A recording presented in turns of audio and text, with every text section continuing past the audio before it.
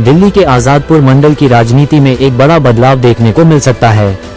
आजादपुर मंडल के भाजपा कार्यकर्ता और पदाधिकारी अब लोक जनशक्ति पार्टी का दामन थामने जा रहे हैं। रविवार को लोक जनशक्ति पार्टी कार्यालय में भाजपा कार्यकर्ता आजाद कुमार विश्वकर्मा अपने कुछ साथियों के साथ लोक जनशक्ति पार्टी कार्यालय में पहुंचे और एलजेपी प्रदेश के पदाधिकारियों के साथ बैठक करने के बाद उन्होंने एलजेपी में शामिल होने की इच्छा जताई। सूत्रों के अनुसार आजादपुर क्षेत्र में पार्टी की नीतियों और स्थानीय नेतृत्व से नाराज चल रहे हैं। कार्यकर्ताओं ने एलजेपी के प्रदेश नेतृत्व से मुलाकात कर पार्टी में शामिल होने का निर्णय लिया है। इस घटनाक्रम से भाजपा के जमीनी संगठन को झटका लगने की संभावना है। एलजेपी नेताओं का कहना है कि आजादपुर मंडल के कार्यकर्ता पार्टी की जनहित और सर्व समाज की विचारधारा से प्रभावित होकर शामिल हो रहे हैं। लोक जनशक्ति पार्टी ने इन कार्यकर्ताओं का स्वागत करते हुए कहा कि इससे क्षेत्र में पार्टी को मजबूती मिलेगी और आगामी चुनावों में बेहतर प्रदर्शन किया जाएगा। एलजेपी में शामिल होने का औपचारिक कार्यक्रम अगले सप्ताह दिल्ली में आयोजित किया जाएगा, जिसमें सैकड़ों कार्यकर्ता मौजूद रहेंगे। ऐसे में यदि बड़ी संख्या में कार्यकर्ता पार्टी छोड़ते हैं तो आने वाले निगम और विधानसभा चुनावों में इसका असर दिख सकता है। आइए देखते हैं टोटल खबरें के वरिष्ठ संवाददाता राजेश खन्ना की रिपोर्ट में। आपका नाम सबसे पहले?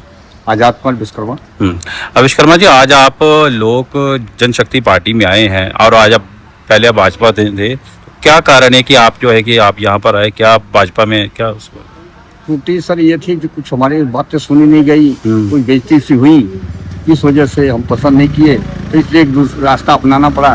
तो भाई बंद थे, कोई यहाँ चलोगे थोड़ा आपका काम बढ़िया होगा, आपका मर्यादा बढ़ेगी, शान शौकत बढ़ेगा, इसलिए हम यहाँ आ गए लोक जनशक्ति पार्टी।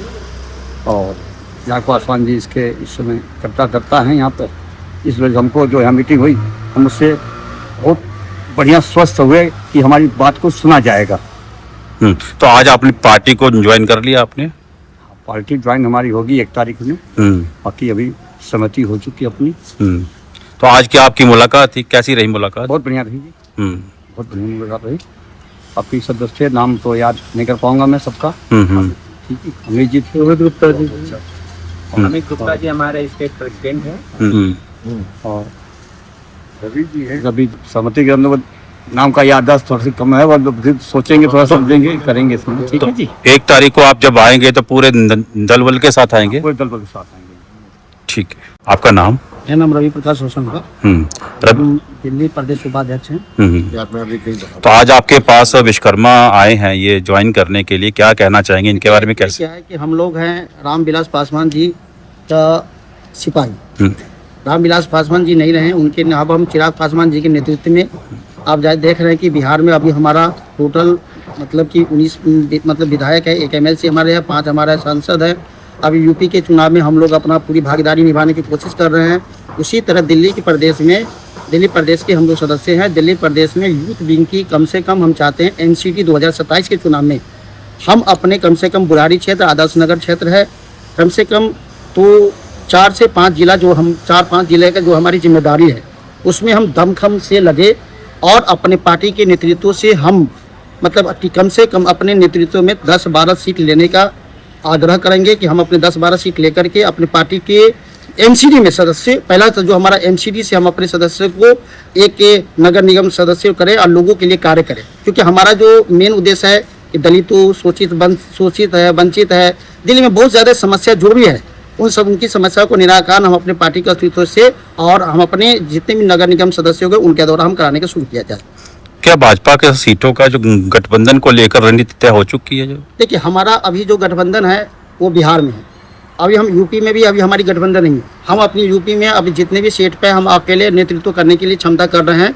अगर शीर्ष नेतृत्व गठबंधन में हमें अपना समझता है, हमें सीट दे रही है तो ठीक है, नहीं अगर सीट देगा तो पार्टी नेतृत्व जो निर्णय लेगा उसके लिए हम सहमत हैं। उसी प्रकार दिल्ली में भी हमारा अभी कोई गठबंधन नहीं है, दिल्ली में हमारा गठबंधन नहीं, हम अकेले अभी जितने भी हमारे MCD का क्षेत्र है उन क्षेत्र पे हम अकेले अपने जितने भी कैंडिडेट को है उनको कार्य करने के लिए, उनको अपने संगठित होने के लिए, वो अपने क्षेत्रों में काम करने के लिए और वो अपने क्षेत्रों में मजबूती से लोक जनशक्ति पार्टी के प्रचार प्रसार और सदस्यता अभियान चलाने के लिए हम कार्य कर रहे हैं।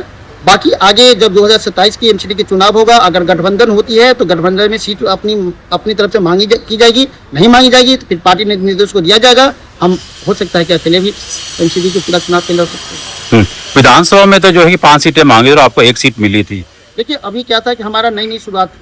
हम्म, अभी हम बिहार से मतलब आए ही थे और दिल्ली में हमारी एक देवली विधानसभा हमारा सीट मिली थी, जो हमारा पहला स्ट्राइक रेट में हम कमजोर रहे ना, तो आपको पता है कि हम अभी तक 100% स्ट्राइक रेट से चलते हैं। लेकिन अचानक से सीट मिली, अचानक से समय कम हुआ और अचानक हम लोग बुरारी विधानसभा की मांग कर रहे थे, लेकिन अचानक से हमें देवली दे दिया गया। हमारी तैयारी बुरारी क्षेत्र से था। हमारे जो डॉक्टर विकास जी हैं उनको हम प्रत्याशी घोषित हम अपने पार्टी की तरफ से करा रहे थे और बुरारी विधानसभा हम निकाल लेते, 100% हम निकाले, तो वहाँ से कोई हमारी दिक्कत नहीं थी। लेकिन हमारे सहयोगी जेडीयू थे, शैलेंद्र कुमार जी थे, अब उनको अब कहीं रोका नहीं जाए, गठबंधन है तो गठबंधन में गठबंधन धर्म को पालन करना पड़ता है, इसीलिए थोड़ा सा चूक हो गई है। लेकिन इस बार चूक नहीं हुई, क्योंकि इस बार हम लोग पूरा यूथ बैंक पूरा हमारा दिल्ली प्रदेश साथ में लगा पड़ा हुआ है। और जिस तरह से बिहार में हमने आए हैं, मतलब कि समझिए कि 19 विधायक हमें आ गए हैं, तो उसी तरह हमारे दिल्ली में भी कम से कम 12-15 विधायक तो हम आ ही जाएंगे। ये तो अगले बार विधानसभा के चुनाव में, वो एमसीडी के चुनाव में ही आपको झलक दिखता है।